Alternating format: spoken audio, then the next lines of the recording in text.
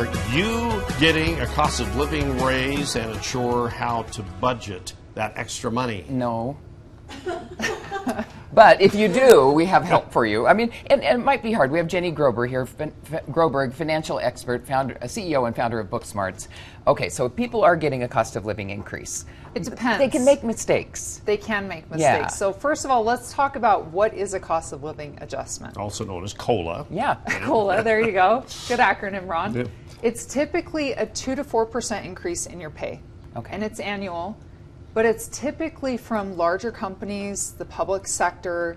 It's going to be less common in small businesses, if that helps. Small businesses usually have smaller profit margins, more uncertainty, less cash flow. So it really kind of depends on your company. But it's intended to keep pace better with rising costs. Okay, and it's small, and inflation has been a little bit higher, so people might be more in need of it right now. I think there's a little bit of misconception with the rate of inflation. In Utah, it's been 2.9% the last year. And the cost of living adjustments are typically 2 to 4%. Okay. So we actually did this funny story. I had about 10 years where I never raised prices for my clients at BookSmarts. And I'm embarrassed to say that, but it's emotional. A lot of my clients were family and friends. I didn't feel like I wanted to raise prices. I didn't want to disrupt the relationship. And as we grew and I brought on more employees and I had a manager oversee that portion of prices, she said, Jenny, we have to raise prices.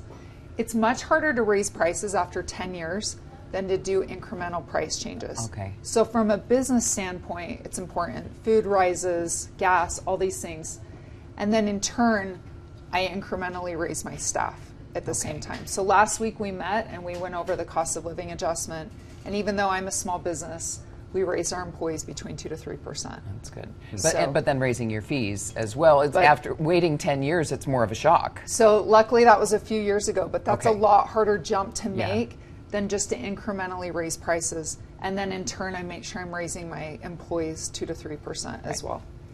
Okay, so for 2026, we're looking at maybe, what, a 3.5% medium rate? Okay, so across the country, typically wages raise or have been raised by 3.5%. That includes the cost of living increase, that includes merit raises, that includes bonuses. So if you're a business owner looking at how do I raise prices, how do I raise my employees' rates, employees, typically the median has been 3.5%. So it's a combination of the cost of living increase, bonuses, all those things. So the question is what do we do now? Yeah. If Well, you have that little extra money. If you get that little bit of extra money. Okay. Okay, so the median pay in Utah is $96,000. Granted, there's a ton making way less than that, and there's a lot of people making way more.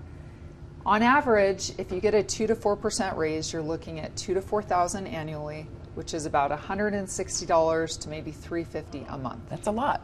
It's significant. The problem is then people turn around and say, awesome, let's go get a new car, let's go finance some furniture, and then we're just going to increase our costs again. Yeah. And they don't make any headway. So I would say pause, don't do anything. Like you won the lottery. Exactly. Because to a lot of families, that is like winning the lottery. So pause and don't do anything. Okay. Put that money in a high yield savings account. Make sure that you have at least 3 to 6 months of savings, because I know that there are so many families that don't have that. Once you do that, start paying off your debts. Okay. So pause first and then pay off You debts. have to pause. Okay. People don't make any headway financially because they increase their living expenses at the same time their pay is going up. So my husband and I paid off $250,000 of student loan debt in 2 years because we kept our cost of living the same. And as our pay went up, we didn't adjust to meet that. You will not make any headway unless you do that. You put more into paying off the debt. You have to pay off your debt. You have to save. There's so many expenses that come up that aren't foreseen. Layoffs, food prices increasing. Yeah, you never know. Car trouble. You don't know. Health. Yeah. And you really have to identify what are those key factors in my cost of living. Is it food? Is it your cars? Is it education?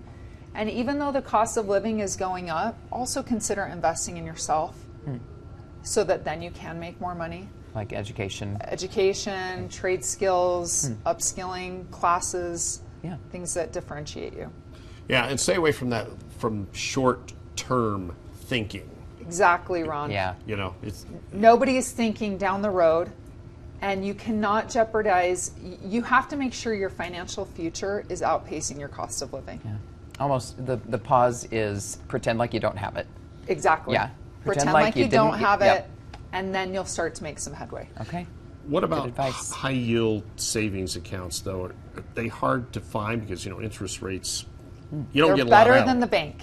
Okay. Yeah, They're yeah. better than the bank. So They're where out do of you- where do sight, you go out to of find mind. those? So American Express has a high yield savings account. We actually did a segment on ARC about high yield savings Right. account. So you can Google that, and there's a YouTube video. Google it. Make sure you're going with a reputable bank. Have it direct drafted from your checking account every time you're paid, so you don't even think about it. The money just goes to that high yield savings account. And here's the deal: you will never regret not spending the money. Right. Oh, You'll never regret it. It will pay off. Yep, sock away your money, and then when interest rates drop, the housing market shifts, then you can make a move. Then Right. you can buy a better house. Then you can have a lower mortgage. But you have to be prepared, and that comes from saving. Okay. High yield savings accounts. Jenny, really appreciate Yeah. that. Thank you. Great stuff.